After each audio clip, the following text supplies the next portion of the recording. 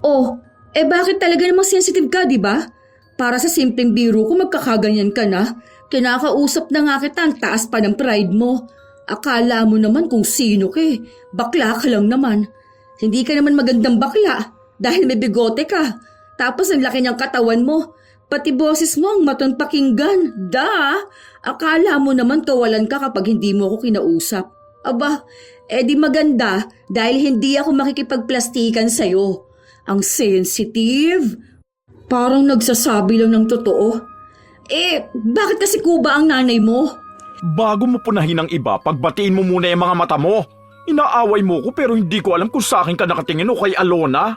Paano yung mata mo ang layo na nang narating? Ano, hindi pwedeng laitin na banlag ka? Kahit naman yun ang totoo?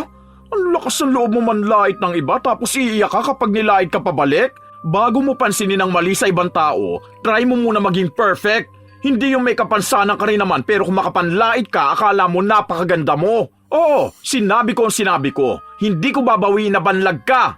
Yang mata mo hindi magkabati.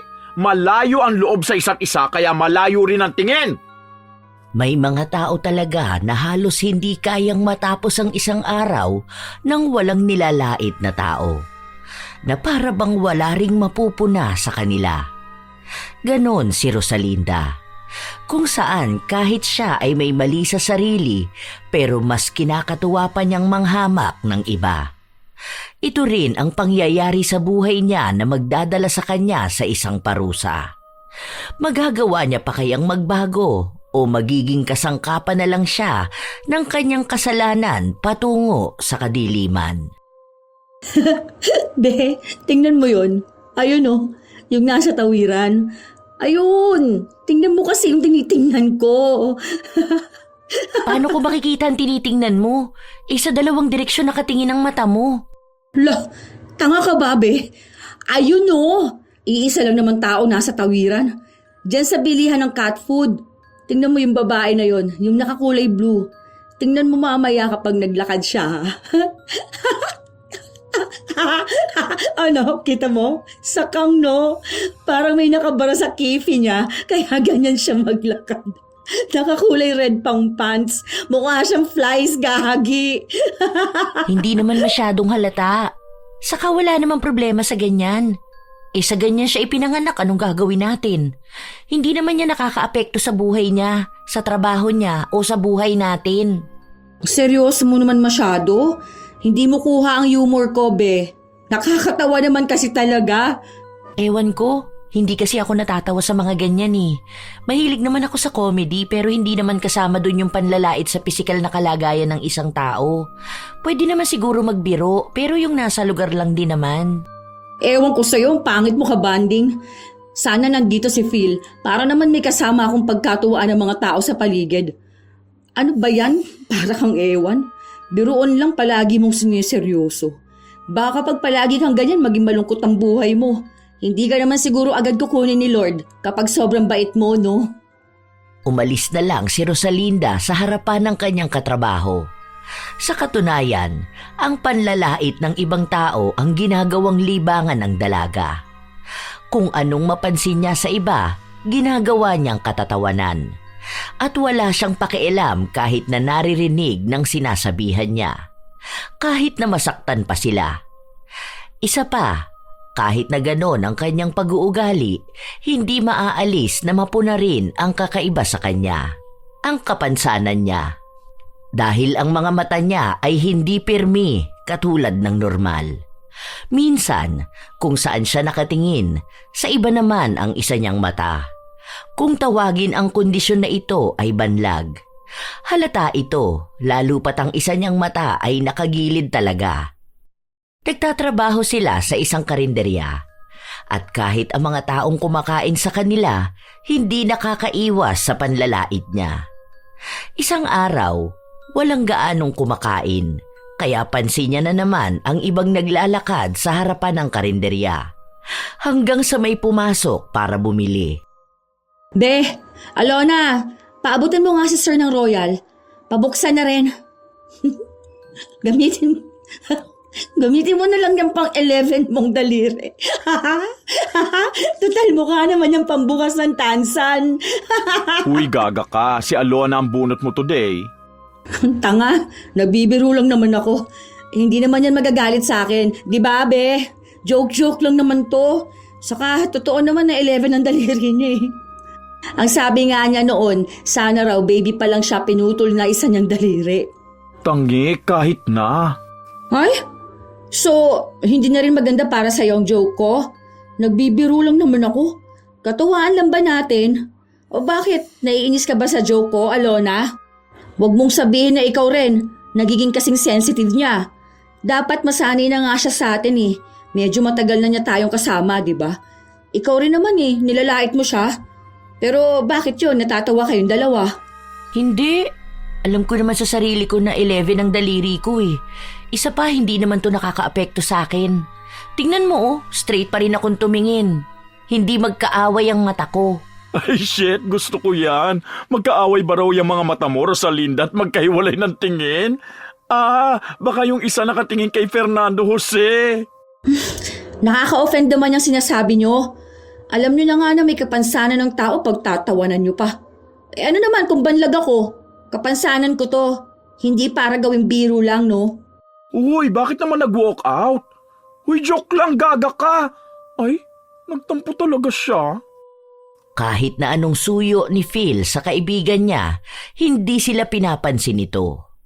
Umiyak din ang dalaga dahil hindi niya nagustuhan ang biro na yon sa kanya. Dahil doon, si Alona ang nakaramdam ng konsensya. Lalo pat sa kanyang nanggaling ang mga salita na yon. Kaya bago sila magsarado ng karinderya, kinausap ni Alona si Rosalinda. Be, sorry na. Hindi ko naman alam na ma-offend ka eh. Kasi naman binibiro mo ako sa sobra kong daliri eh. E di nagbiro na lang din ako pabalik. Hindi ko naman alam na iiyak ka. Be, iba naman kasi tong akin eh. Alam nyo namang ipinanganak na akong banlag, di ba? Pinanganak din naman ako na may 11 na daliri ah. Iba naman kasi yung sayo kesa sa akin. Kapansanan tong akin eh. Wala akong choice na maging banlag. Sana, maintindihan nyo na yung biro dapat nakakatawa, hindi nakakasakit ng damdamin ng ibang tao. Lalo nyo naman pinapakita sa akin na mali ang maging banlag. Oo na, sige na. Sorry na.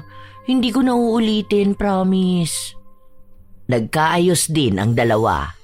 Nais pa sana ni Alona na pagsabihan si Rosalinda, lalo na kapag nanlalait ito ng ibang tao.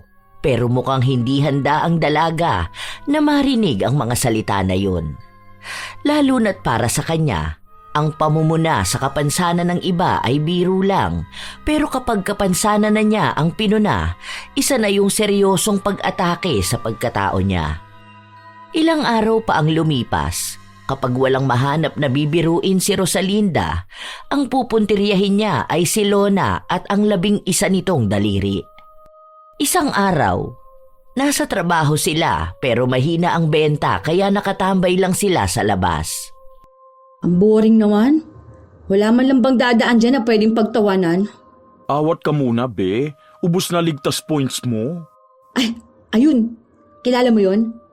Yung naglalako ng ice cream. Malamang. Di ba? Si Alona 11 ang daliri. O yan naman, kulang ang daliri. Gagi. Naalala ko pa, bumili ako nung nakaraan tapos nagbibilang siya kung magkano sukli ko. Sabi ko sa kanya, kung pinaglihiba siya ng nanay niya kay Mickey Mouse. Tawang-tawa talaga ako. Kapag nakikita ko siya, naaalala ko rin si Alona eh. Imagine siya, kulang ang daliri. Tapos, si Alona, sobra.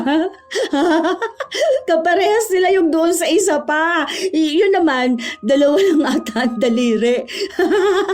Gagi, natatawa na naman ako. Ay, ano ba yan? Kung si Alona, pambukas ng soft drinks, yung isang extra na daliri. Yung doon naman sa 2 lang na daliri, Pambukas ng... Pambukas ng lata! Hanep! Ha? Paano kaya yun naguhugas ng puwet niya, no? Ayan ka na naman. Tawang-tawa ka na naman dyan.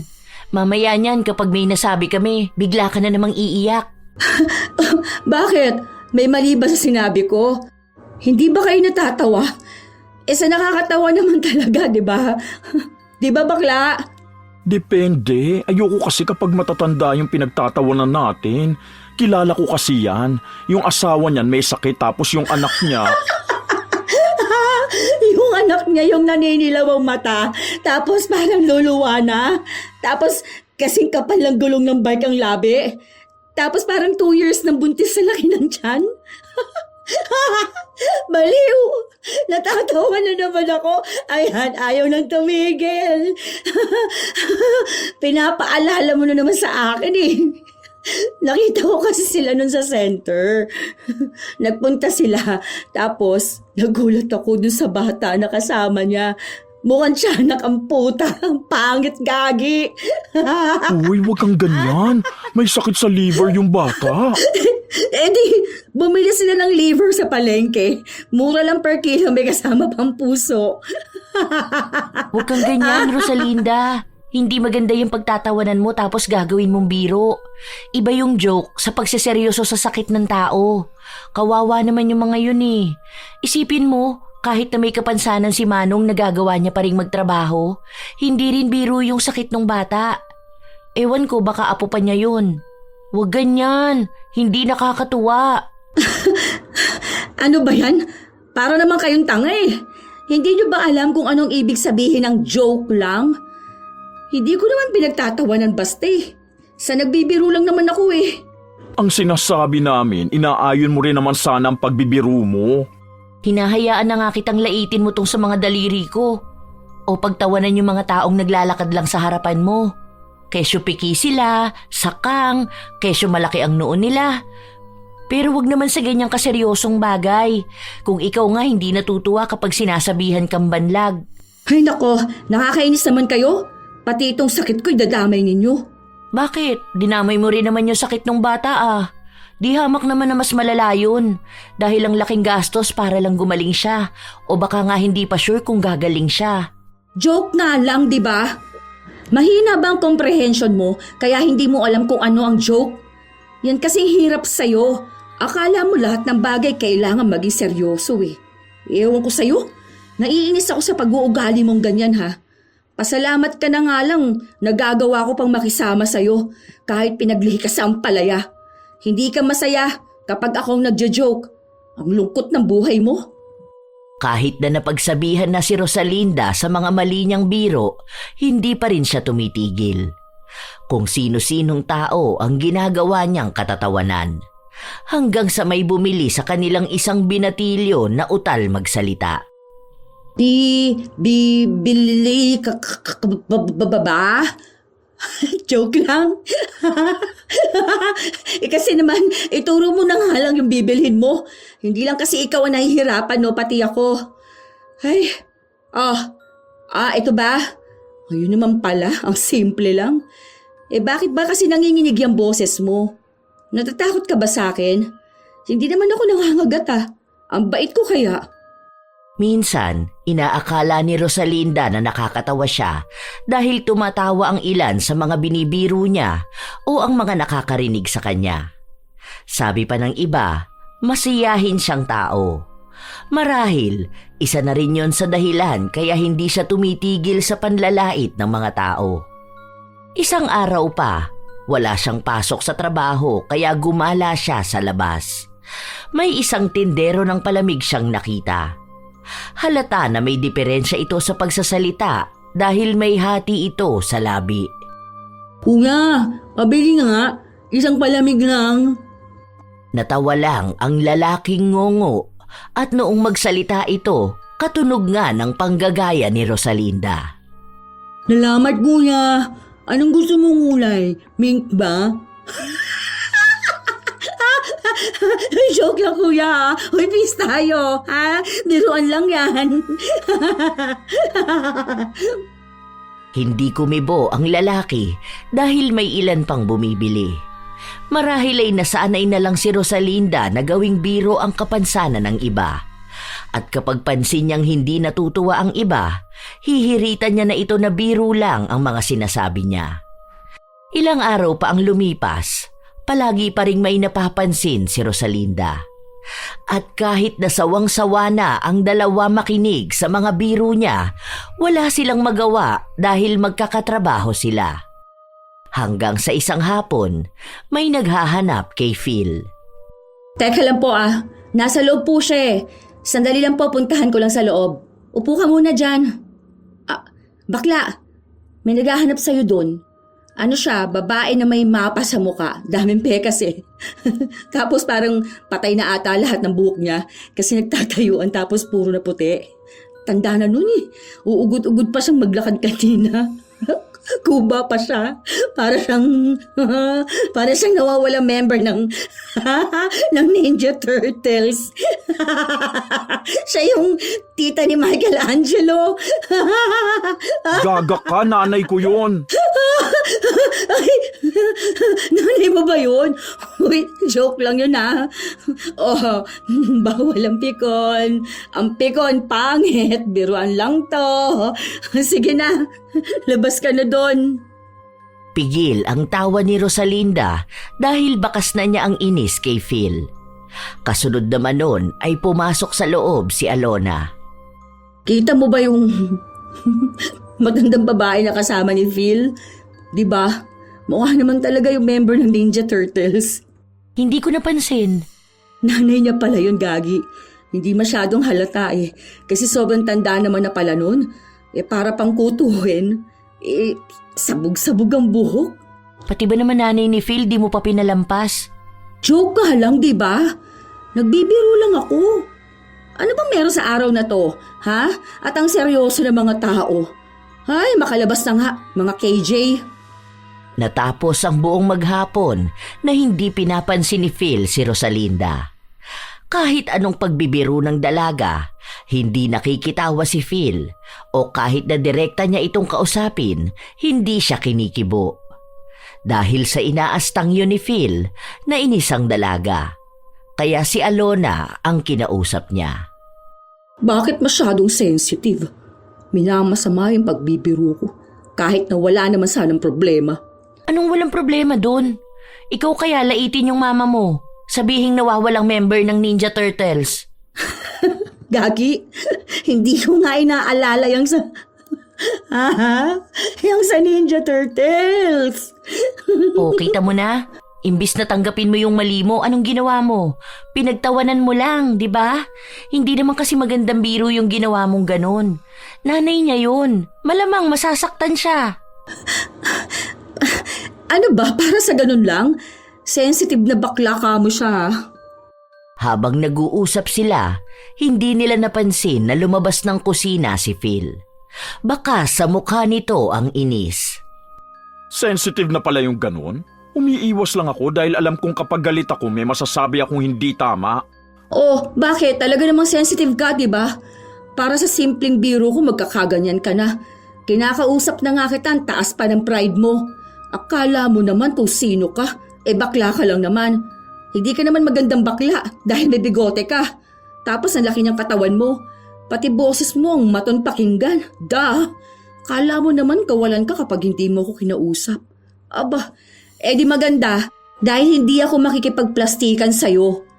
Ang sensitive, parang nagsasabi lang ng totoo. Bakit kasi kuba ang nanay mo? Bago mo punahin ang iba, pagbatiin mo muna yung mga mata mo. Inaaway mo ko pero hindi ko alam kung sa akin ka nakatingin o kay Alona. Paano yung mata mo ang layo na ng narating?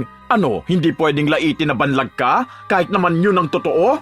Ang lakas ng loob mo manlait ng iba tapos iiyak ka kapag nilait ka pabalik? Bago mo pansinin ang mali sa ibang tao, try mo muna maging perfect. Hindi yung may kapansanan ka rin naman pero kung makapanlait ka, akala mo napakaganda mo. Oo, sinabi ko. Hindi ko babawiin na banlag ka. Yang mata mo hindi magkabati. Malayo ang loob sa isa't isa kaya malayo rin ang tingin. Ha? Nakaka-offend ka ha? Wala kang karapatan na laitin ako. Sama na ugali mo. Oh, kita mo, iiyak ka, di ba? Hindi ako magsusorry sa'yo dahil totoo naman ang sinabi ko. Huwag mo akong paandaran na kapansanan yan. Bakit? Kapansanan din naman ang pagiging kuba ng nanay ko, pero pilit mong pinagtatawanan. Guys, tama na yan. Baka mamaya makita pa kayo ni boss. Naku, parehas pa kayo mawalan ng trabaho. Eh, ang sakit ang magsalita eh. Hindi mo ba maintindihan na nagbibiro lang naman ako? Joke na lang, di ba? Ibig sabihin, hindi yun seryoso. Joke lang din na banlag ka. Idinaan na lang ni Rosalinda sa pag-iyak ang panlalait sa kanya ni Phil. Lumakas ang iyak niya hanggang sa nakaabot sa kanilang amo. Dahil sa pagpapaawa ni Rosalinda, siya ang pinakinggan at tinanggal sa trabaho si Phil. Hindi naman umapila si Phil dahil sinabi niya na mabuti na lang at tinanggal siya dahil kusa rin naman siyang aalis. Hindi na raw kasi niya matiis ang pakikisama sa isang tao na mahilig manlait ng kapansanan ng iba pero hindi naman matanggap na meron din siyang kapansanan. Dahil sa nangyari, nagkaroon ng hati na opinyon mula sa iba nilang kakilala. Pero sadyang nakakaawa si Rosalinda dahil dinadaan niya lahat sa nakakalungkot niyang kwento. Hanggang sa isang araw, pumasok ang bagong tauhan nila sa kusina, ang pumalit kay Phil. Ah, ikaw pala yung si Inday. Upo, ma'am. Huy, hindi mo ko amo, parehas lang tayo rito. Kahit Alona na lang, tapos siya naman si Rosalinda. Ay, hilo po, Aluna at Rosalinda. Ano ba? Bakit naman Aluna at Rosalinda? Grabeng tawa ko. Ang sakit ng tiyan ko. Ano ba, Enday? Besaya ka man dong. Opo, kaluluwas ko lang. Ay, pasensya na, hindi pa talaga ako marunong gaano sa Tagalog. May bago ata akong laruan dito Siguro naman hindi ka mabilis ma-offend, no? Ay naku, hindi po. Mabuti naman. Yung pinalitan mo kasing bakla, ang bilis ma-offend. Konting biro mo lang sa kanya, napipikon na. Tapos ang sama pa ng ugali. Isipin mo yon, nilalait niya ang pagiging banlag ko. Eh di ba, hindi naman magandang gawing biro ang kapansanan ng ibang tao. Ako kasi, kalug ako. Alam nila yan dito, madaldal. Halata naman, di ba? Tapos rin ako, palabiro. Kaya minsan wag mong seseryosohin ang biro ko sa'yo. Pati yung biro ko kanina wag mong seryosohin. Joke lang yon. Basta enjoy ka lang dito. Magkakaibigan tayo. Si Inday ang naging bagong kasama ni na Rosalinda. Siya lang din ang madalas niyang laitin lalo na kapag nagsasalita ito na siyang kinatutuwa naman ng dalaga. At kahit na anong sabihin niya rin dito, hindi naaapektuhan. Hindi katulad ng ibang kasamahan niya. Isang beses pa, pinagsabihan ni Alona si Inday na huwag siyang papayag na basta lang gawing katatawanan, pero si Inday na lang ang nagsabi na hanggat kaya naman niyang makisama, gagawin niya. Kahit kapalit pa noon ay maging laruan ni Rosalinda. Isang araw, wala si Alona, kaya malaya si Rosalinda na lait-laitin lang si Inday. Be, feeling ko mayaman kayo. Hindi ka na dapat nag-work dito sa karinderye. Lo, hindi man kami mayaman. Wala naman trabaho ang tatay ko. Tapos, breadwinner ako. Breadwinner ang pota. Hindi. Pansin ko lang. Mayaman ka kasi may sarili kang airport dyan sa Nobo. Alam mo, uso yung ganyan. Lahat ata na uso nasa'yo na. Yang noo mo malapad tapos wala ka pang dibdib. Tapos ang itim mo pa. Hindi ka ba be? Ano ba, yung parang nahihirapan? Kasi pangit ka na. Bisaya ka pa. Totoo pala talaga na baduy magsuot ang mga Bisaya. Hindi naman. Huy, joke lang yun Baka mamaya damdamin mo naman ng maigi. Okay lang. Dili man ako madali mapikon. Yan ang gusto ko, yung hindi agad nagagalit. Huwag kang gagaya doon sa iba Kita mo yon si Koloy? Yung delivery guy? Yung tinutukso ko na bagay kayo. Ano yon? Bobo yun mag-English. Oo, totoo. Wait lang. Natawa ko. Bali ganito kasi yan. Di ba, nangihingi siya ng Colgate. Ang pagkakabasa niya pala doon, Colgate. Literal. Tapos, yung once niya, naging 11. Ang puta. Hindi ba? Kung hindi ba naman bobong punyeta? Ang sabi niya, hindi ata siya nakapag-aral kahit grade 1. Kaya, yun. Lagi ko talaga yun inaasar. Pinapabasa ko muna sa kanya yung nakasulat dyan sa pader bago ko bayaran yung delivery niya. Bagay kayo nun. Kasi nga ikaw Bisaya. Oh, tapos siya naman, bobo. Maturuan naman siguro siya. Di sige. Jowain mo. Tapos turuan mo. Good luck. May asawa na ako, te. Meron na akong anak na sa probensya, pero dili pa may kasal. Oh, may pumatol talaga sa'yo. Hindi ka naman maganda. O baka wala na rin choice kasi hindi naman din pogi. Ay, eme lang. Joke lang. Hindi na kumibo pa si Inday. Nakatingin lang siya kay Rosalinda habang nilalait nito ang kanyang asawa at maging siya. Gusto pa sanang makita ng dalaga ang kanyang anak pero hindi niya ipinakita dahil ayaw niyang laitin lang ito ni Rosalinda. Minsan pa, may isang bumili sa kanila na hindi inalisan ng tingin ni Rosalinda at palihim siyang tumatawa. Nang umalis na yon, sa kanya lang inilabas ang iniisip niyang kalokohan. Kita mo yung bata na mukhang Dalmatian? Batik-batik yung kulay ng balat no? Dapat pinabalatan na lang yun ng nanay niya nung baby pa siya. Parang ganun sana sa balak ng nanay mo sa pang-11 mong daliri, Gagi. Uy, sakit yun. May tawag dun eh. Ano ba yun? Vitiligo. Ayun, vitiligo. Sakit yun sa balat kaya hindi nagpapantay-pantay ang kulay. Wala namang ginagawa sa'yo yung bata. Bakit kailangan mo pang pagtawanan? OA ka. Di ba, Inday, nakakatawa naman talaga. Mukhang Dalmatian. Gagi, what if tumatahol yun sa bahay nila? Cute! Ginana ng amo ang aso. Pati talaga bata, hindi mo pinapalampas, no? Yung isa ba nakita mo? Yung lalaki na may nunal sa noo? Feeling ko nakita mo yun. Yung isa mo kasing mata nakatingin sa kanya eh. Kaya imposibleng hindi mo napansin. Total, sa magkaibang bahagi naman ng mata mo nakatingin, baka mas flexible ka makapunan ng kapansanan at mali ng iba. Dadamay mo talagang kapansanan ko? Bakit ka nagagalit? Akala ko ba pangit pikon?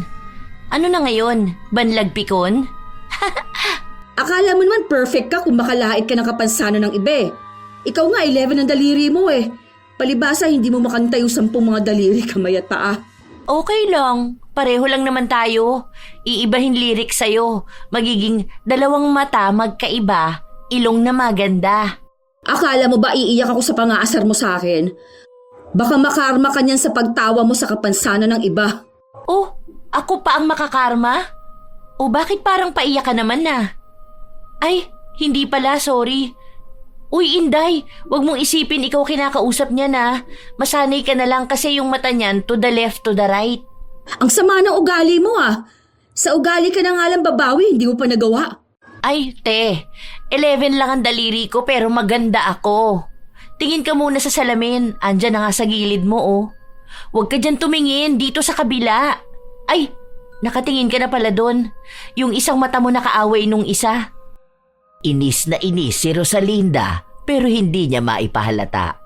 Dahil alam niyang mas lalo lang siyang lalaitin ni Alona. Bago matapos ang kanilang trabaho, gumawa na naman ng drama si Rosalinda. Umiyak siya sa kinauupuan niya para makuha ang awa at atensyon ng iba. Pero wala nang naniniwala sa kanya. Walang lumalapit sa kanya, maliban na lang kay Inday. Hindi ba nila gets kung bakit gusto kong magbiro? Alam mo naman na ang panahon ngayon, sobrang daming problema sa mundo, di ba? Para na ba gumaan man lang ang pakiramdam natin? Tumawa tayo. Kaso wala eh.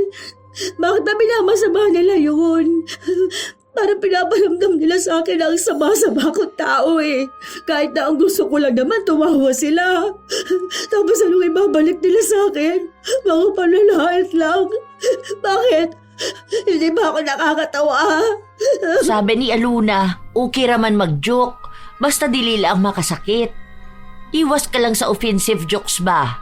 Minsan kasi, simple lang para sa imo pero para sa iba masakit. Pwede ba wag mo akong bisayain? Hindi kita maintindihan. Wala ka sa lugar din yun, no? Ano nga akala mo sa amin, Tito, mga aswang na maiintindihan ng pagbibisaya mo? Magtagalog ka. Ayusin mo, hindi yung ganyan. Ako yung nahihirapang kausapin kay. Basta ba wag ka mag-joke ng biluda-bil? Alam mo, okay ka na sana kausap. Kaso tigas mo magsalita. Kasing tigas niyang mukha mong oily at puro tigyawat. Kahit na ganon, hindi pa rin pumatol si Inday. Kahit na marami pa sana siyang nais na sabihin. Pansin niya rin kasi na kapag may nakakaaway si Rosalinda, hindi naman siya nakikinig sa mga sinasabi nila at ang ginagawa niya ay iniiyakan niya lang ang mga ito. Doon niya napagtanto na kaya pala walang ibang kumakausap kay Rosalinda ay dahil sa ganon niyang pag-uugali. Ilang araw pa ang nakalipas, noong walang pasok sa trabaho ang dalaga, napadaan siya sa lugar kung saan namamasukan si Phil. Uy, dito ka na pala, Bax. Oh, musta naman work mo dito? Mura ba pa print ngayon? Baka naman may bawas pa oh. Kapag print, doon ka sa kabila, sa photocopy ako. Sungit mo naman, nagtatanong lang uy. Para namang hindi mo alam, di ba? Matagal nang ganito. Pero okay ba rito? Kunwari lang umalis na ako sa work ko. Ano, pwede ako mag-apply rito? Ano ba sa tingin mo? Hindi. Bawal dito mapanlait na banlag. Baka mamaya akalain ng mga customer ibang ginagawa mo. Kasi sa iba ka nakatingin. Okay mo naman. Ayan ha, ikaw ang nangunguna. Kapag ako bumanat, baka mamaya umiyak ka dyan. Ay wow, ako pa pala ngayon ang iiyak. Sino kayang paawa dahil sa kapansanan niya kuno? Magpapaprinta nga lang ako, sungit mo. Sana sasantihin ka rin dahil sa ugali mo. Pumasok sa kabilang establishmento si Rosalinda. Habang nakapila siya para magpakuha ng litrato, nang sa kanya na natapat, binati niya pa ang lalaking kumukuha ng litrato at sinabi niya rito na maganda ang tindig ng lalaki pero mukha siyang matanda dahil napapanot na siya. Sabay tawa na siya lang ang gumawa. Nang tumayo na siya para kunan ng litrato, bumawi naman ang lalaki at sinabi na sa harap ang tingin at huwag kung saan-saan. Nakaka-offend ka kuya ha? Mukha bang hindi ako nakatingin sa harap? Ano, may discrimination ba kayo sa mga customer ninyo? Hindi na ako magpapapicture. Irereklamo kita sa boss mo. Sama na ugali nito. Huwag mong pupunahin ang kapansanan ng iba ha? Galit siyang nagtungo sa isang trabahador at inireklamo ang inasta ng lalaki. Dahil pinakikiusapan siya nito, mas lalong gumawa ng eskandalo si Rosalinda na nakakuha rin ng atensyon ni Phil. Hindi naman ako papayag na pagsasalitaan ako ng ibang tao. Ano, okay lang na sabihin niyang hindi pantay ang tingin ko? Alam ba niya na pwede ko siyang kasuhan? PWD ako tapos gagawin niyang biro? Nakaka-offend yun kahit pa sabihin niyang joke lang, no? Sa susunod, ilugar ang biro, hindi yung nagiging katatawanan ng offensive jokes. Eh sa ikaw naman pala nanguna. Sinabihan mo siyang napapanot ang buhok niya ni hindi mo man lang inalam na nagkasakit yan. Naglagas ng malala ang buhok niya dahil sa stress. Ikaw iniintindi mo lang yung offensive para sa'yo eh, pero hindi para sa ibang tao. Gumagawa ka pa talaga ng eskandalo. Eh joke nga lang, di ba? Nagbibiro lang naman ako dahil napansin ko na ang taas ng hairline niya. Eh sa nagbibiro lang naman din siguro siya nung sinabi niya tingin ka ng straight. Malay ba niyang banlag ka pala talaga? Ah, so talagang pinagtatanggol mo pa? Sige, magpa-file ako ng kaso. O di sige, kung may pera ka. Tapang-tapang mo, ikaw nga nangunguna. Daig mo pang bata na nangurot ng kalaro tapos ikaw ang unang umiyak.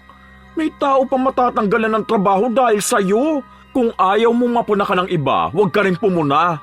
Kung nakikita mo na mataas ang hairline niya, hayaan mo. Kapag ba pinagtawanan mo ang hairline niya, mag-straight yung tingin mo. Hindi naman, di ba? Silang dalawa na ang nagtalo. Naglabasan ng mga hinaing, kahit pa yung mga panahon na magkasama silang dalawa sa trabaho. Nang dumating ang manager, ang akala ni Phil ay mas kakampihan si Rosalinda, pero nung timbangin ang problema, mas nakuha ni Phil ang pagkampi. Akala niya kasi ay dadaanin na naman ni Rosalinda sa paiyak-iyak niya at pagsabi ng kapansanan niya. Dinamdam yon ni Rosalinda, kaya nang magkaroon na siya ng pasok sa trabaho, sa kanya ikinuwento kay Alona.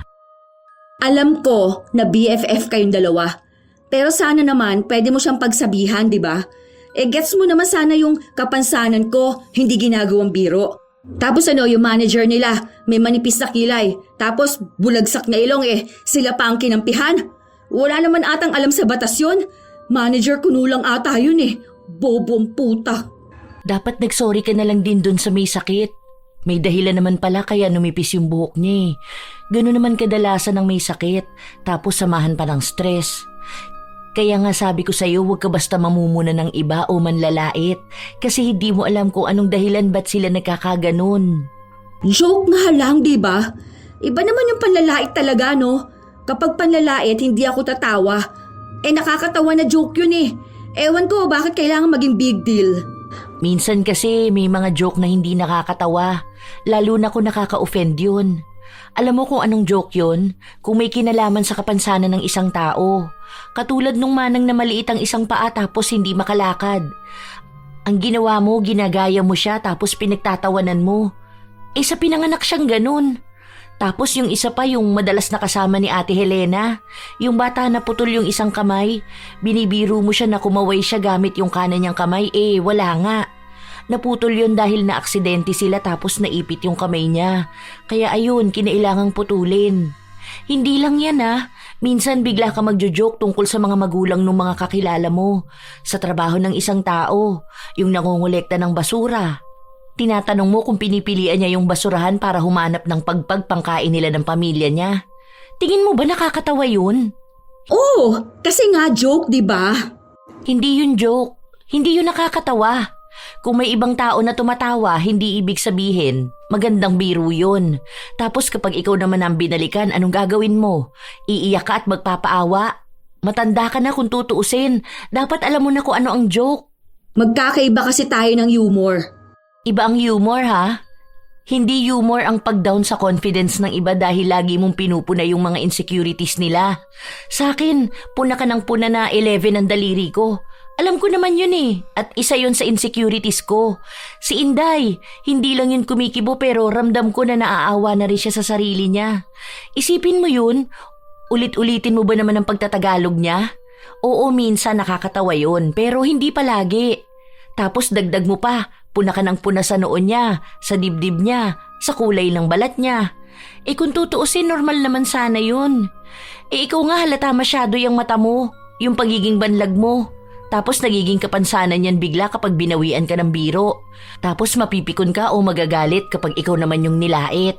Kita ngayon na mababaw ang pag-unawa mo, ni hindi mo naiintindihan kung anong gusto kong sabihin Kung mababa lang pala ang comprehension mo, wag mo na lang siguro akong kakausapin Saka mo na lang ako kausapin kapag kapantay na kita ng pag-iisip. Sumobra ka sa daliri, nagkulang naman sa pag-unawa. Hindi pinansin ni Rosalinda si Alona. Pero para kay Alona, wala naman ding mawawala sa kanya kung hindi sila mag-uusap. Dahil wala namang ibang gagawin si Rosalinda kundi ang manlait ng ibang tao. Sawang-sawa na siyang pakinggan ito at pagsabihan. Habang wala silang ginagawa, nakatambay lang sa labas si Rosalinda kasama si Inday. Kita mo yung bumaba sa jeep? Kamukha siya ni Jollibee, no? Ang laki ng mukha. Ay, hindi ko nakita. Ano ba yan? Ang boring mo namang kasama.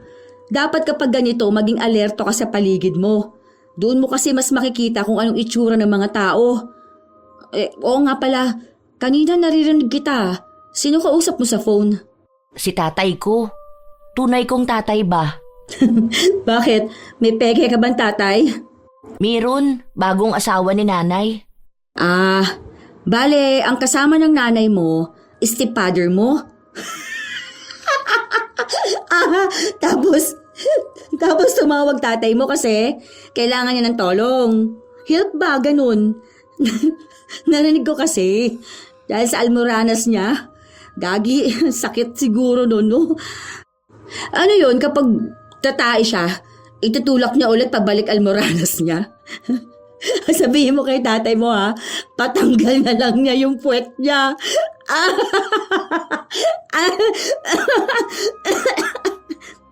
Hindi na kumibo si Inday dahil sakto na may pumasok na customer. Pero nang malaman ni Rosalinda ang kwento niya, naging dahilan din yon para gawin ding biro ang kanyang tatay. Hoy, Gagi, baka matulad ka doon sa tunay na tatay ni Inday. May almoranas yun. Di ba sabi wag masyado maanghang? Hindi naman dahil doon. Yung iba nun sakit talaga. Ano naman nakakatawa? Hindi ba kasi nakakatawa yung almoranas, ha? Ano naman sakit ng stepfather mo? Ito, makapagtanong akala mo biro ang sakit ng ibang tao. Hindi ka ba mahal ng papa mo? Oo pala kasi iniwan ka nga pala. Ayos ka. Ikaw bang binibiro ko? Mukha bang nakakatuwa yan? Oo, sa akin nakakatuwa yun. Kasi wala rin akong tatay eh. Buti nga si Inday dalawa tatay niya. Sa akin kasi umalis, sumama doon sa kabit niya. Ganon din sa'yo, di ba? Kaya ganyan ka kasi wala kang tatay. Kung ikaw natutuwa sa ganyan, ako hindi. Oh, bakit ka naman nagagalit? Nagsasabi lang naman ako Joke time! Joke, joke, joke! Wala tayong tatay. Funny, funny, funny! Labis na kinainis ni Rosalinda ang sinabi sa kanya ni Alona. Pero wala namang ibang ginawa ang dalaga kundi sabihin na biro lang ito at sabay silang tatawa ng mga katrabaho at ng mga nakakarinig. Dahil doon, mas lalong nanggalaiti sa galit si Rosalinda. Ilang araw niyang hindi pinansin si Alona pero naging makulit naman si Alona at naging palabiro. Gagi! Ano nangyari sa mata mo, Rosalinda? Yung nasa east, parang mayroong kuliti. Uy, sino sinilip mo kagabi, ha? Ay, siguro yung macho dancer niyong kapitbahay, no? Sabi mo kasi nung nakaraan, butas yung pader niyo. Di ba plywood lang yun? Hindi ka nakakatuwa. Gusto mo bang tumawa ko? Ewan ko. Bakit sila natatawa sa akin? Magbukas ka ng soft drinks doon. Gamitin mo yung pang-11 mong daliri. Sige, ilan to? Ilan to?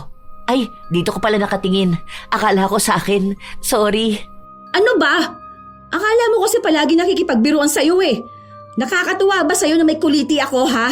Oh, bakit naman nagagalit ang person? Joke-joke nga lang, di ba? Hindi mo ba gets ang humor ko? Buti pa sila gets nila. Huwag mo nga akong kausapin. Hindi ako nakikipagbiruan sa'yo.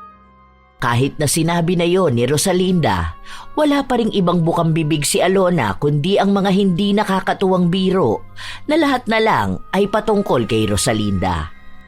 Sa paglipas ng mga araw, parehas silang nagbabawian ng nakakapiko na biro pero para kay Alona, wala lang yon dahil nakikita niya naman na mas natatalo niya si Rosalinda. Kahit na anong iba to sa kanya ng katrabaho, tatawanan niya lang. Pero iisa lang ang makapagpapaiyak kay Rosalinda, ang kalagayan ng kanyang mga mata. Isang araw, habang nasa banyo si Inday, nakalimutan niya ang kanyang cellphone sa counter kung saan kinuha ito ni Rosalinda. Sino tong nasa wallpaper niya? Siguro ito yung sinasabi niyang asawa at anak niya. Kaya naman pala nakakilala ng lalaking magiging asawa niya. Ang songit naman din pala tulad niya.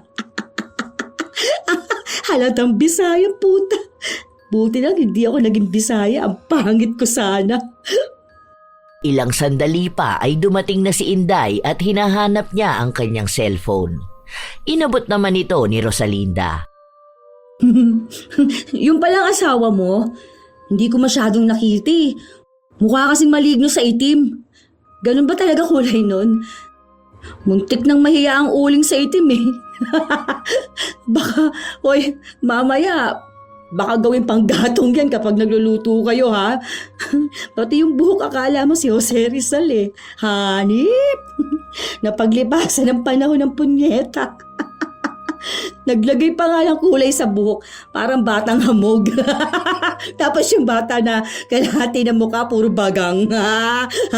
Yun ang anak mo, ha? Uy, cute siya, ha? Nakakatuwa kasi makita ko palang bagang niya, nadadala ako ng smile niya.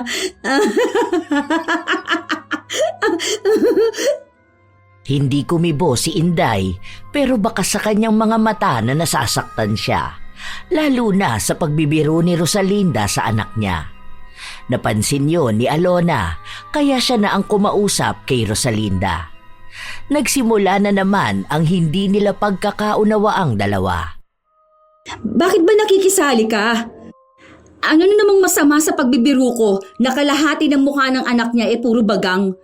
Sa kung nakita mo lang sana sa picture, no? Nakita ko na ang anak niya dahil pinakita na niya sa akin yon nung nakaraan pa. Ewan ko ba dyan sa pag-uugali mo? Pati ba naman 3 years old pag-iinitan mo pa? Oh, pinag-initan ko ba ha? Nagsabi lang naman ako. Biro nga, di ba? Isa pa, bakit ba ikaw ang nagagalit? Si Inday nga wala lang sa kanya eh. Huwag kang papansin dyan. Anong wala? Hindi porkit hindi siya kumibo, ibig lang sabihin na wala sa kanya. Malamang kapag nagsalita siya, anong pupunahin mo? Yung pagiging Bisaya naman niya. Na hindi naman masama at hindi ka pintas-pintas. Sa kung nahihirapan siya magsalita ng straight Tagalog eh. Katulad kung paano ka nahihirapan tumingin ng straight. Huwag kang papansin. Saw-sawera ka masyado eh. Hindi ka naman kasali sa biruan. Palibasa gusto mo ata na ikaw ang laging binibiro para maging sikat ka. Kung hindi nagalit si Inday, ibig sabihin lang nun okay lang. Saka natawa naman sila. Feeling cool ka na niyan dahil natawa sila sa'yo? Ikaw ba? Feeling cool ka na rin dahil nalait mo ko? Habang umiinit ang tensyon sa dalawa, umahwat na lang si Inday. Ayaw niyang maging sanhipan ng gulo ang kalagayan niya dahil baka pare-pareho lang silang mawalan ng trabaho. Oh, kita mo? Kay Inday okay lang? Hindi niya sinabi na okay lang. Ang sabi niya, huwag na tayong mag-away. Baka kasi pagalitan pa tayo. Dili man ako pwedeng mawalan ng trabaho. Kita mo na? Sa susunod, ayusin mo yung biro-biro mo, ha? Aba, ewan ko na lang talaga kung isang araw bigla ka nalang gigising na nakarma ka na ng malala. Sa sobrang sama ba naman yung lumalabas sa bibig mo? Leche ka, 11! Aba, leche ka rin! Tumingin ka ng maayos. Isa lang kaaway mo pero sa 2 tao nakatingin yung mga mata mo. Banlagang puta! Matapos ang awayan na yon, hindi na ulit sila nag-usap. Kapag may ipapasabi, idinadaan sa ibang katrabaho. Pero kahit na ganon, wala pa ring ibang ginawa si Rosalinda kundi ang laitin ang kung sino-sinong tao na nakikita niya. Wala siyang pakialam kahit na bata man ito o matanda. Kahit na anong karanasan nila, basta para kay Rosalinda kapag natawa siya, matatawa rin ang iba. Isang beses pa, malapit na silang umuwi lahat. Narinig ni Rosalinda ang usapan ni na Alona at Inday at masyadong sensitibo ang usapan pero ginawa yung biro ni Rosalinda. Wala talaga sa hulog yung biro mo, no? Tungkol sa pang-aabuso gagawin mong joke? Ewan ko kung hindi ka i-bash ng mga tao kapag ginawa mo yung biro na yan sa public. Parang tanga. Ang seryoso nyo kasi. Pinagagaan ko lang ang kwentuhan ninyo. Ano naman kasi, kailangan pang pag-usapan ng tungkol sa mga abuso na ganyan. Wala naman kayong mapapala na nakakatuwa dyan. Hindi ka naman kasi kasali sa usapan, di ba? Hindi lang pala mata mo ang nakakaabot kung saan-saan, kundi pati ang tenga mo. Kakainis to. Sa ilan pang mga araw na lumipas, wala pa ring taka sa mga tao kay Rosalinda. Kahit na ang maganda sa paningin ng iba, nahahanapan niya pa ng pangit na pagtatawanan. Katulad na lang ng isang batang babae na maganda at maputi, pero dahil pangu ito, ginawa niyang biro. Hoy, wow! Ang cute naman ng anak mo, Mami. Ang cute ng ilong niya no? Ang liit, parang kamatis. Lakas ng dugo mo ha, in fairness. Natalo mong dugo ni Afam. Pero at least, nakuha naman ang puti. Hindi kumibo ang babae. Dapat ay bibili sila, pero umalis na lang. Halati, sayang ang customer. Sus, hindi yun. Nagbibiro lang naman ako pero sineryoso niya. Saka, Afam ang asawa niya. Tapos, kakain sila sa karinderya. Alam ko na. Baka naanakan lang yan ng Afam, no? Pokpoker siguro yun. Sa bagay, halata rin naman sa mukha niya. Kapitbahay namin yun, Ti. May asawa siya, sa kakasal sila. Di wow sa kanya. Sa pangu naman talaga ang anak niya, no? Okay lang yun. May pambayad naman sila sa doktor kapag magpapaayos ng ilong. Ay, alam mo, may kakilala akong nagpapaayos ng ilong tapos ang nangyari sa kanya kakaiba yung ilong niya, hindi pantay. Gagi! Natatawa na naman ako, ano ba yan? Dati kasi, yung ilong nun, as in plakado talaga. Parang drawing ng kamatis, ganun. Tapos nagpailong siya. Ganda-gandahan pa siya nun, no? Ganyan-ganyan siya. Hindi makalabas ng bahay buong avatar. Tapos ayun na nga, after a month, hindi pantay ang ilong. Tawang-tawa ako kapag nakikita ko siya. Kung alam mo lang talaga. Kawawa naman siya. Paano kung hindi niya gusto yun? Tanga siya bakit kasi hindi siya pumili ng mas maayos na doktor, di ba? Pwede naman niyang ibalik, kaso sabi niya pantay naman daw. Paanong pantay kung hindi nga pantay sa paningin ko? Sige na. May customer pa doon, oh. Ayun yung babae na dambuhala. Lapitan mo. Huwag lang masyadong malapit ha. Dahil baka pati ikaw lamunin yan. Isang hapon, habang walang pasok si Rosalinda, napansin niyang may kakaiba sa ngalangalan niya. May maliliit na butlig na ang akala niya noong una ay simpleng kati-kati lang. Pero hindi tumagal, nagiging masakit na ito. Aray! Ang sakit naman. Hoy, sure ka ba rito, ma? Kukudkurin ko talaga ng tawas. Ano bang akala mo sa ngalangal ako? May putok? Sinabi sa kanya ng kanyang ina na maaaring may singaw siya. Sa patuloy niyang ginagawa yon, tila ba lalong lumala. Dumami ang mga butlig sa kanyang ngalangala na umabot na rin hanggang sa kanyang lalamunan. Dahil doon, nahihirapan siyang makakain o makalunok. Kapag bagong gising siya, mas masakit yun. Nagpunta na ba kayo ng doktor? Baka naman may virus ka na. Tanga ka ba? Tatakutin mo pa ako. Mas tanga ka Nagtatanong lang naman ako sa'yo. Parang no? Makasabi ka kasi na may virus ako. Ang sabi ko, baka. Hindi ko sinabi na meron ka. Kaya nga kita sinasabihan na magpunta sa doktor Hindi pa, dahil wala pa akong budget. May binayaran kami sa bahay Saka na lang. Madadaan naman siguro to sa mainit na tubig tapos mumog ng suka kada umaga.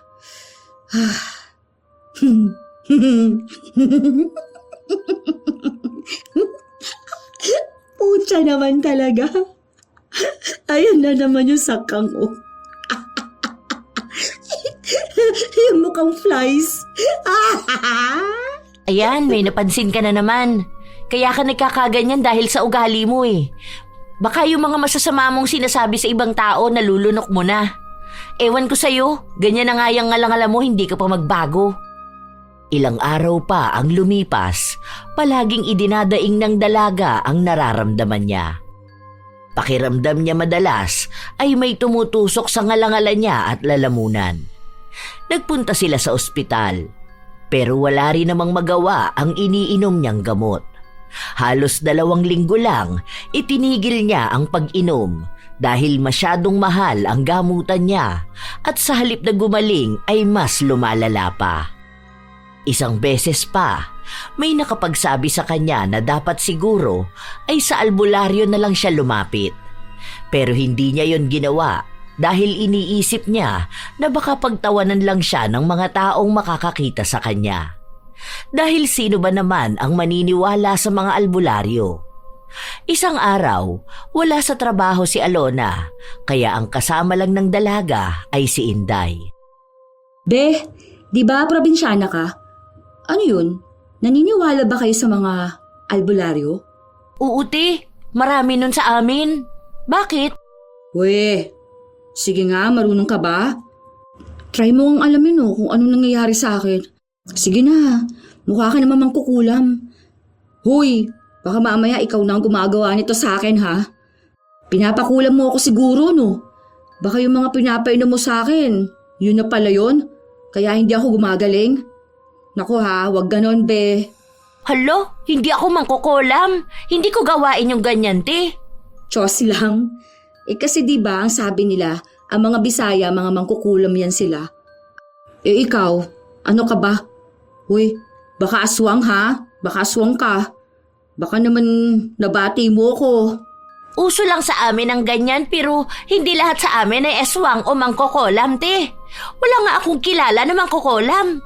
Natakot naman ako bigla sa'yo. What if kaya ganito kasi ginalit kita? Nagalit ka ba sa joke ko? Sige, hindi na lang siguro ako magjo-joke, no?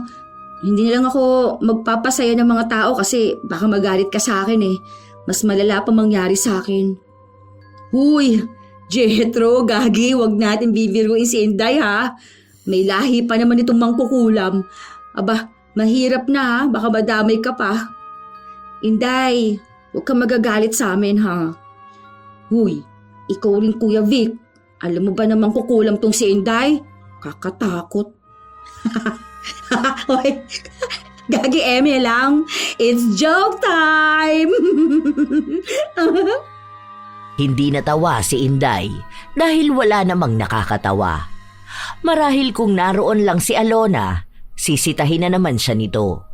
Dahil sa mga araw na lumipas, hindi pa rin gumagaling si Rosalinda, napilitan na siyang magpunta sa albularyo.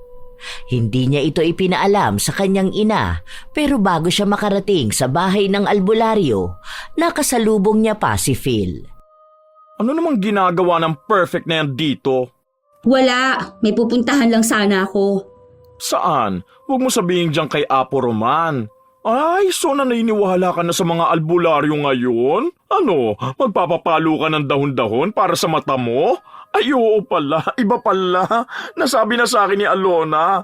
Ano yan? Dugdug do re mi, tingin sa kanan, tingin sa kaliwa. Ay, syala, magkasalungat na pala ang tingin. Tanga-tanga nito, nakakapikon. Tuwan-tuwa ka pa dyan ha. Kung ipaalbularyo ko kaya yung pagkatao mo para maalis yung kaluluwa ng babae sa katawan mo. Ay, go! Pero unahin mo munang ayusin ang tingin mo ha, bago ayusin ang pagkatao ko. Hindi na tumuloy si Rosalinda na magpunta sa albularyo dahil iniisip niya na baka nga mas lalo lang siyang pagtawanan. Nag-uusap pa naman sina Alona at Phil. Dahil sa ginawa niyang yun, mas lalong lumalala ang nangyayari sa kanya. Madalas na hindi siya nakakapagsalita dahil kapag nahahanginan ang loob ng kanyang bibig, natutuyo ang lalamunan niya kaya sumasakit ang butlig-butlig sa loob. Nagrereklamo na rin siya dahil kailangan niyang uminom palagi ng tubig. Kaya madalas din na umiihi siya. Isang araw, may bumili sa karinderya nila. Isang matandang lalaki. Mukhang mahirap ito dahil sa suot niyang damit. Hindi pa tapos kumain ang lalaki, may panlalait na agad si Rosalinda at sinabi niya ito kay Inday. Ang baho niya kamo. Sa totoo lang ha, mukha siyang buhay na alimuon. Alam mo yun? Yung amoy na hindi na tuyong nilaban. Ganong amoy niya. O kaya yung mga amoy na mga nabasang tuta. Tapos, kalalaking tao ang haba ng buhok, no? Hindi ba yan naliligo? Ang lagkit niya kayang tignan. Mukha siyang maasim, ah. Ano kaya yun? Hindi kumibo si Inday. Nagpatuloy lang siya sa kanyang trabaho. Nang dumating na ang panahon na hindi na talaga kaya ni Rosalinda ang nangyayari sa kanya, lumapit na siya sa albularyo. Pasalamat na lang siya dahil hindi niya nakita si Phil. Pero laking gulat niya matapos na makita na ang lalaki na nilalait niya nung nakaraan lang ay ang matandang albularyo. Hindi niya kasi yun kilala at yun din ang unang beses niyang lalapit sa albularyo. Maraming tao, may pila pa, kaya pinapanood niya ang ginagawang panggagamot ng matandang lalaki. Ano raw kaya yun? Bakit naman ipapakulam yung lalaki na yan eh? Ang pangit na nga niya. Imposible naman na may nagkakagusto pa sa kanya, no?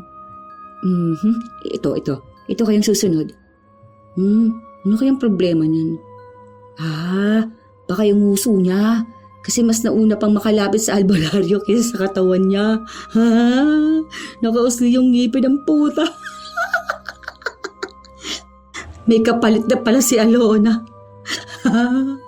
Pwedeng pambukas ngipin nito ni ate, oh. Ayos. Ayos din na pamputol ang alambreng punyeta. Saka, ganyan paggawain ng albularyo. Mukha siyang tanga, ha? Sino ko yung binubulungan yan? Hindi natatahimik si Rosalinda. Tuwing may susunod sa pila, wala siyang ibang ginawa kundi ang matawa. Hanggang sa siya na ang susunod. Ano lang ha, chill lang, ganon. Baka mamaya maging OA ka rin dyan katulad dun sa ginawa mo sa kanila kanina.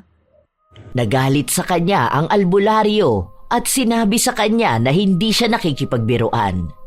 Kung gusto raw ni Rosalinda ng kalaro, umalis na raw siya dahil ang dami pang tao na nakapila. Huwag niyang gawing katatawanan ang ginagawa niya dahil kung hindi naman pala siya naniniwala, ibig sabihin, hindi rin siya gagaling.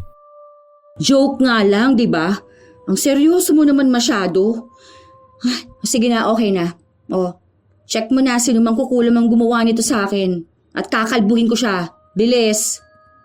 Mas lalong nagalit sa kanya ang albularyo at sa halip na tulungan siya nitong gumaling ay pinaalis siya.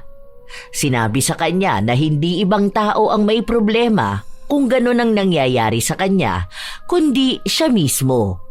Mas mainam daw na tingnan niya muna ang sarili niyang pagkakamali bago niya makita kung sino ang gumagawa ng mali sa kanya. Dahil kung hindi niya babaguhin ang kanyang ugali, ibig lang sabihin nun ay ayaw na rin niyang gumaling. Di wow! Inis na umuwi si Rosalinda. Mas lalo niyang ininda ang sakit na nararamdaman niya. Gusto pa sana niyang maghanap ng susunod pang albularyo pero naisip niya na baka wala lang din silang magawa. Na baka ang mga albularyo ay gawa-gawa lang ding trabaho ng mga taong tambay, na pineperahan lang nila ang mga mapagpaniwalang mangmang na tao. Dahil sa nangyayari sa kanya, napapadalas din na hindi siya nakakapasok sa trabaho. Kinausap na rin siya ng kanilang amo na kung hindi niya aayusin ang kanyang trabaho, mapipilitan na silang tanggalin siya at humanap ng iba. Isang tanghali, sobrang init ng panahon. Nagtitiis ang dalaga sa pwesto niya at halos maiyak na siya sa sobrang sakit ng kanyang ngalangala at lalamunan. Be, extra rice dagdag mo dun sa... Huy, ano nangyayari sa'yo dyan? Bakit ka umiiyak? May masakit ba sa'yo? Oo, sobrang sakit talaga ng lalamunan ko eh. Be, check mo nga tong sangalangal ko. Ano ba? May sugat ba? Sobrang hapdi talaga. Hindi ko na kaya. Ang sakit sobra. Bakit kasi natutuyo? Sabi kasi sa'yo huwag ka na muna masyado magsalita eh. Pwede ka naman magpapalit ng pwesto kay Inday. Doon ka na lang muna sa kusina. Paano? Sinabi na nga na bawal matuyuan, hindi ka naman natitigil sa pagkwento mo. Pwede ka namang hindi magsalita. Pwede naman sana na hindi ka mag-joke eh. Ang tigas kasi ng ulo mo. Hindi ko naman kasi kayang hindi magsalita eh. Pwede yun kung hindi ka lang pupuna ng ibang tao. Baka kasi karma mo na yan. Oh, iiyak pa lalo. Bahala ka dyan. Ikaw rin naman ang mawawalan ng trabaho kapag nakita ka ni boss. Tandaan mo, may warning ka na. Aba, hirap na ulit niyan makahanap ng work, no? Baka hindi ka pa makapasa sa medical. Hindi naman pwedeng wala wala akong trabaho. Paano naman ang buhay namin? Wala naman akong ipon eh. Yun na nga. Sundin mo na lang ang sinabi ko. Magpa-request tayo na palit na lang kayo ni Inday. Siya na lang dito kasi maayos naman magsalita kahit na minsan matigas o malambot iba niyang salita. Kesa naman sa'yo, konting salita lang tuyo na ang lalamunan. Ano naman mapapala ako sa loob ng kusina? Sila lang makikita ko. Yun, lumabas din ang totoo. Na kaya gusto mo rito dahil marami kang taong nakikita, no? Marami kang pinagtatawanan at ginagawang biro ang mga kapansanan nila. Oy, gusto mo naman pala yan eh. Sige, hayaan mo na lang ang sarili mo na magkasakit ng ganyan. Kaya ka pinapalayas ng albularyo eh. Imbis naghagaling ka na, ikaw pa tong masama ang ugali. Masama ba ang ugali ko? Ano bang gusto mong sagot? Yun bang totoo o yung kaya ng damdamin mo? Kasi kung yun totoo, oo, masama ang ugali mo. Sasamantalahin ko na to ha, total nagtanong ka naman na. Unang pasok ko pa lang dito, ang tingin ko na sa'yo, laitera ka na dinadaan mo sa biro. Alam mo, hindi naman masama ang maging funny o maging kalug na tao. Yung gusto palagi ng comedy, gusto palagi may nakakatawa. Pero nilulugar yun, be. Hindi yung nakaka-offend na joke. Ikaw kasi, kahit na batang may sakit, pagtatawanan mo. Kung anong itsura ng isang tao, pagtatawanan mo. Siguro normal naman sa tao minsan na maging mapanglait, di ba? Lalo na kung totoo naman. Like kung pangit talaga, kung mabaho talaga. Pero hindi sa lahat ng oras, ha? Kung may sakit ang isang tao, imbis na hayaan mo o unawain mo, hahanap ka ng paraan kung paano tatawanan. Nito lang nakaraan, may isang matandang babae na kumain dito tapos 'di ba? Putol yung paa niya kasi nga naoperahan siya. Tapos anong ginawa mo? Pinagtawanan mo pa. Ginagaya mo pa yung lakad niya tapos hahagalpak ka. Mali yun. Kasi una sa lahat, hindi ka perpekto. May kapansanan ka rin na kapansin-pansin. Tapos kapag ikaw naman ang inasar, ayun, iiyak ka. Magagalit ka. Kung tingin mo di dapat pinagtatawanan ng kapansanan mo, bakit mo pinagtatawanan ng sa iba, ha? Bahala ka na sa mga sinabi ko ngayon, kung tatanggapin mo to ng maayos o hindi. Hindi agad nakakibo ang dalaga. Umiyak lang siya dahil tunay naman na nasasaktan siya sa mga sinabi sa kanya ni Alona. Dahil wala na nga siyang magawa pa, nagpalit sila ng posisyon ni Inday. Siya na ngayon ang naghuhugas ng plato. Isa sa dahilan kaya ayaw niya ay gagawin siyang katatawanan ng mga katrabaho niya. At yun na nga ang nangyari. Sinasabi sa kanya na kung nakikita niya ba ng maayos ang hinuhugasan niya dahil para daw nasa kabilang panig ang isa niyang mata. Para daw yung tumatago sa pader at nakakakita ng kaluluwa. Yun ang palaging tukso sa kanya na hindi niya maapilahan dahil pinipigilan niyang magsalita. Madalas na lang siyang umiiyak. Ano ba kayo? Tigilan niyo na nga yan. Akala niyo ata nakakatawa kayo no? Alam niyo na nga na may kapansanan ng tao, ganyan pa kayo? Sumagot ang isang lalaki at sinabi na ganon din naman daw magbiro sa kanila si Rosalinda. Ngayon na nga lang daw sila nakakabawi sa kanya. Dagdag pa nila ang nangyayari sa ngalangala at lalamunan ng dalaga. Kung ano-anong kabastusan at kalaswaan ang tinuturo sa kanya para daw gumaling siya. Sa katunayan, hindi lang naman yon ang nangyayari kay Rosalinda. Dahil minsan pa, lumabas siya ng bahay nila noong wala siyang pasok. May mag-ina siyang nakasabay sa jeep at ang isang bata ay nagduduling-dulingan habang nakatingin sa kanya. Sinita ito ng kanyang ina at sinabi na baka raw mahanginan siya at magaya ang itsura kay Rosalinda. Matapos nun, halos kalahati ng nakasakay sa jeep ay natawa kahit na hindi naman sila magkakakilala. Sunod-sunod na rin ang nanlalait sa kanya. Kung tutuusin, nawawala na siya ng gana lumabas. Hindi na niya matingnan ang sarili sa salamin dahil nakikita niyang pinagtatawanan siya ng maraming tao. Hindi niya rin magawang ipagtanggol ang kanyang sarili dahil hindi nga siya gaanong makapagsalita. Isang beses pa, hiyang-hiya siya sa nangyayari. Dahil nung may binili siya, may isang estudyante na nagtanong sa kanya kung saan ba siya nakatingin dahil natatakot sila na baka raw tumirik bigla ang mata niya at maging zombie. Sabay tawanan ng mga kabataan. May mga sumasaway pero bilang mga bata sila, wala silang pinakikinggan na iba. Doon lang naunawaan ni Rosalinda ang mga nangyayari. Minsan siyang napunta sa kalagayan ng mga mapanglait na ginagawang biro ang nakakasakit para sa iba. Ngayon, siya naman ang nakakaranas sa pwesto ng mga taong nilalait at ginagawang katatawanan. At wala siyang lakas para ipaglaban ang kanyang sarili. Dahil kahit naman magsalita siya, pagtatawanan pa rin siya. Naiiyak na lang siya kapag naaalala niya yon. Unti-unti ring bumabalik sa kanya ang itsura ng mga taong nilalait niya noon at nagiging parte ng biro niya. Tunay pala na nakakawala ito ng kumpiyansa sa sarili. At kahit na mapatingin lang sa kanya ang isang tao, iisipin na niyang may panlalait na ito. At kung may nagtatawanan sa malayo, kahit na hindi siya ang pinagtatawanan, ramdam niyang siya yon. Isang araw, nasa labas siya dahil wala pa silang customer. Nakita niyang dumaan si Phil. Oh, ano nangyayari sa yung babae ka? Kulang na lang sumayad na yung labi mo dyan sa sahig. Nakikita mo ba ako? Ilan to?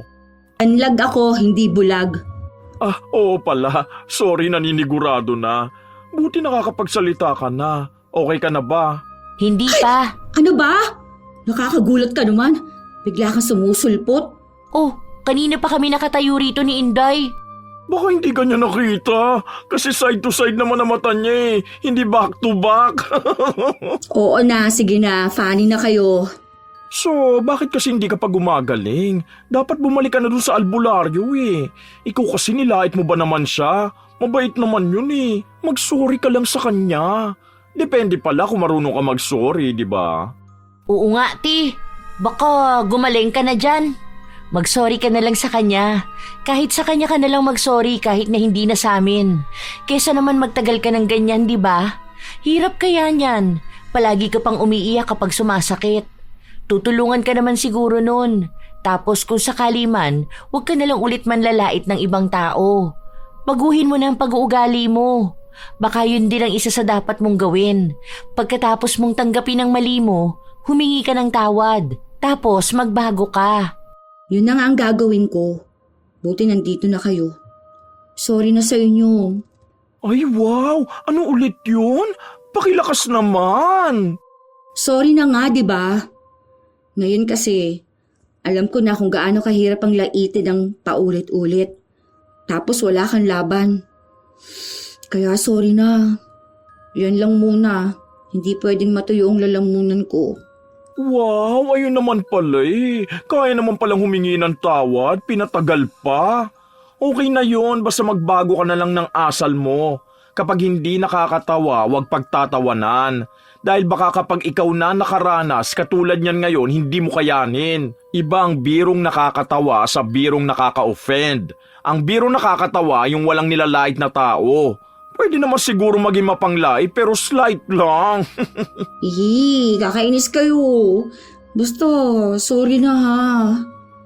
Nagkaroon sila ng kapatawaran lahat. At sinunod naman ng dalaga ang sinabi sa kanya ni Phil na humingi ng tawad sa albularyo. Hindi nga siya nagkamali dahil naging mabait naman ito sa kanya. Sinabi sa kanya na may taong nagpakulam sa kanya. Pero naagapan naman daw yon dahil natalo naman ang mangkukulam. Ilang linggo rin ang inabot bago gumaling ang dalaga. Kung saan nasanay na siyang palaging tikom ang bibig. Noon, madaldal siya na kahit walang kwentang bagay ay sinasabi niya. Pero ngayon, nagsasalita na lang siya kapag makabuluhan ang sinasabi niya. Kapag may nanlalait sa kanya sa pagiging banlag niya, natuto na siyang yakapin ang pagiging iba niya. Hindi na siya madaling masaktan at hindi na rin siya nananakit ng ibang tao. Bago sila matapos sa trabaho, kinausap ni Rosalinda sina Alona at Inday. Humingi siya ng tawad sa mga ito. Wala na yun, ti. Basta diligyod ako ang nagpakulam nimo. Hindi ako marunong, uy. Mas lalo naman ako, di ba? Hindi ko na mahaharap yan. Imbis na ipakulam kita, babanatan na lang kita ng panlalait. Hindi rin naman si Phil. Magkausap kami nung nakaraan eh. Baka ibang tao. Baka dun sa mga kapitbahay nyo. Ang dami mo naman kasing tao na ginawa ng panlalait. Baka isa sa kanila. Hindi pa rin alam ni Rosalinda kung sino ba ang kumulam sa kanya. Hanggang sa dumating ang araw na may umamin sa kanya matapos niyang hingan nito ng tawad. Kapatid niya pala ang gumawa sa kanya nito. Dahil nagsasawa na ito sa panay po na sa kanya at kung ano-anong panlalait niya. Sa huli, nagkaayos din silang dalawa at nakikitaan naman na nagbabago talaga si Rosalinda. Malaking aral ang kanyang natutunan sa pangyayari na ito. Natunay ngang hindi naman masama ang magpatawa, sadyang mali lang ang naging paraan niya.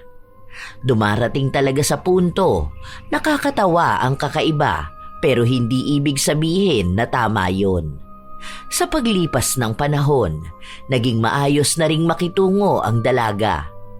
Doon siya nagkaroon ng maayos na kaibigan nang hindi niya kailangan pang laitin para patawanin ng iba. Noong umalis si Inday sa trabaho para bumalik ng probinsya, nakabalik na rin si Phil. At nangako sila na hindi na sila mag-aaway ulit. Isang hapon, magkakasama sila dahil walang taong pumapasok sa karinderya. Tagal naman ng mga taong to. Gusto ko na maghugas ng plato. Mahina bentahan ngayon. Walang tao sa labas eh. Mukhang busy sa buhay nila. Miss ko na magbukas ng soft drinks. Parang hindi ko na nagagamit tong si Baby Once. Ay, nagagalaw mo ba yan? Ayos parang buhay na patutuo ng pagbabago ni Rosalinda. Kaya ba niyang hulaan kailan makikilala ni Rosalinda ang kanyang Fernando Jose? Habang nagkukwentuhan sila, may dalawang lalaki na pumasok. Gwapo ang mga ito at matikas ang pangangatawan. Nagtitingin sila ng makakain. O ayan, pili ka na lang sino ang Fernando Jose mo dyan. Buti na lang magkaaway ang mga mata ko. Pwede kong tignan sila tig-isa. Dito kay kuyang naka-blue, ang kanan kong mata. Dito naman kay naka-gray, yung kaliwa. Ay, atake, naging advantage pa. Para pala makakita ng dalawang pogi at the same time. Wow! Nagtawanan sila sa biruan na yon. Dati hindi nila yun nagagawa. Pero ngayon na tinanggap na rin ni Rosalinda ang kanyang kakaibang itsura, naging bukas na rin siyang hindi dapat masamain kung mapapansin yon ng iba. Naging magaan din naman ang kanyang buhay matapos nun. Nakikipagsabayan siya sa iba at kapag nilalait siya dahil sa pagiging banlag, pinabawian niya naman ito ng pagtanggap sa sarili. Minsan talaga, hindi napapansin ng ibang tao kung ano ang pagkakaiba ng biro na nakakatawa at biro na nakakasakit. Ang akala nila, basta natawa ang mga tao, ayos na. Ang akala nila, yun na ang sukatan ng tunay na kasiyahan. Ang hindi nila alam ay may mga nakatago roong sakit at pilit na pagtawa. May nabubuong sugat sa pagkatao nilang nagbimistulang pasakit na bitbit nila palagi.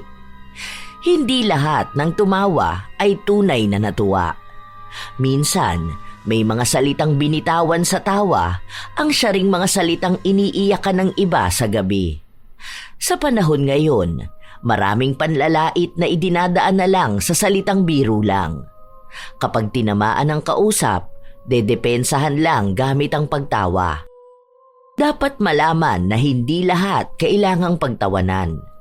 Hindi lahat ng tao ay pare-pareho ang tibay ng loob. Ang iba, tahimik lang, pero sa loob nila, wasak na. Ang isa pang nakakatawa ay ang mga taong mahilig manlait ng pabiro. Pero kapag sila na ang binalikan, sila pa ang nagagalit. Mabilis mapikon. Kapag sila ang ginantihan ng parehong klase ng biro, bigla na lang silang magiging emosyonal kahit na gano'n naman ang kanilang ginagawa. Hindi nila matanggap dahil tunay naman na masakit. Tandaan na lang na bago magsalita, bago magbiro, isipin muna kung may tinatamaan ba. Hindi mo kailangang gawing katatawanan ang itsura ng iba, ang kapansanan o ang pinagdaraanan nila para lang mapatawa ang iba.